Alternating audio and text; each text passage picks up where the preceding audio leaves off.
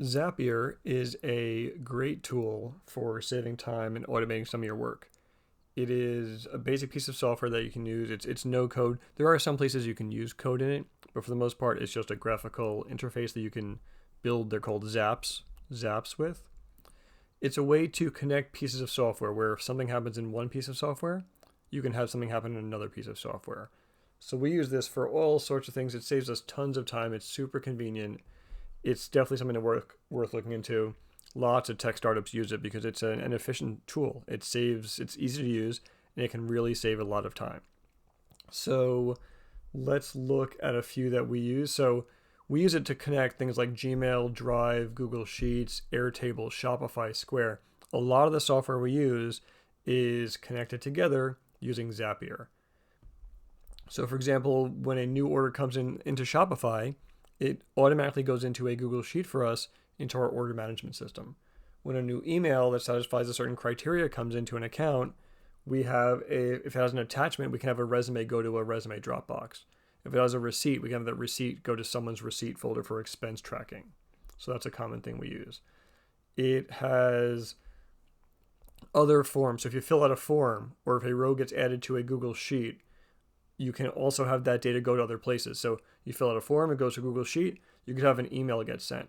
You fill out a form, it goes to Airtable, you could have an email get sent. You can have it go to a Google Sheet. So it's a really cool way. It saves a ton of time between different features. So let's click on one of them and just look for a second.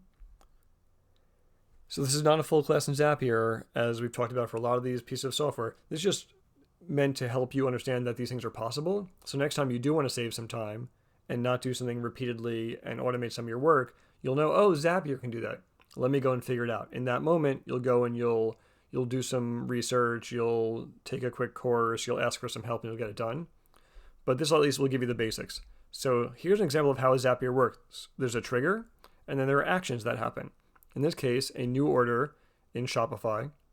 We do some formatting of the phone number, and based on that formatting, we use that new data to create a row in Google Sheets. And that's obviously a pretty simple one. You can have way more complicated ones. So we have a lot of these. If an email comes in with a certain criteria, we save the attachment and the body of the email in Google Drive for receipts or for resumes or things like that. So this one new email that matches a certain search, we take some action based on the date and time. We then create a file from the text from the body of the email. And then if it has an attachment, we upload it to Google Drive. Let's look at one more. And this one we can go into a little more detail on. So this is a pretty intense one. This one, an order comes in from Shopify, and we do all sorts of things depending on what that order is, whether it's a delivery order or a pickup order or a manual order. If you then go into these, you can edit. You'll see there are many layers for all of them, and it'll keep going deeper and deeper.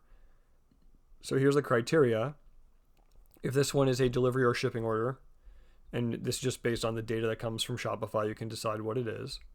You can then run one of these paths and have it go to the delivery or shipping way.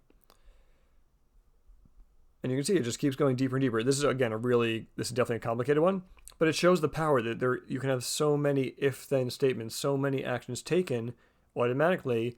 If you had to do this yourself, and certainly this obviously complicates it a little bit because the human brain doesn't need such specific instructions for everything. But if you had to do this yourself, where every time an order comes in from Shopify, you had to manually move it to another system, that would certainly be a massive pain and probably impossible and unscalable. In this case, with a bunch of different statements, you have it happen automatically. So Zapier is a great way to automate some of the tasks at work. If you can subscribe to their newsletter, actually, it's really good. They give you lots of tips on how to use it, a lot of efficiency tips in general, but also tips on how to use Zapier. It can really save you time. So if you find yourself doing repetitive tasks, moving things between different software systems, saving files often, you should look into whether there's automation to do. As I say a lot in this course, this applies to everything we do here. You should be asking yourself when you're doing a task that's repetitive, that is boring, that just may be able to be done better, that you're making a lot of errors on. Ask yourself, is there a better way to do it? Is there an automation I can do? Sometimes it may take coding or something more intense, and maybe you can do that, maybe not. Maybe you can get some help, which is also great. But there actually are often solutions that you aren't thinking of, that whether it's Zapier or it's some other better Gmail change or something in Google Sheets with a simple script or a function. There are lots of ways to automate and make things faster. So Zapier fits into that list. Definitely check it out. Watch a couple of videos on it. You'll learn fast and you'll realize that it is really powerful. Thanks.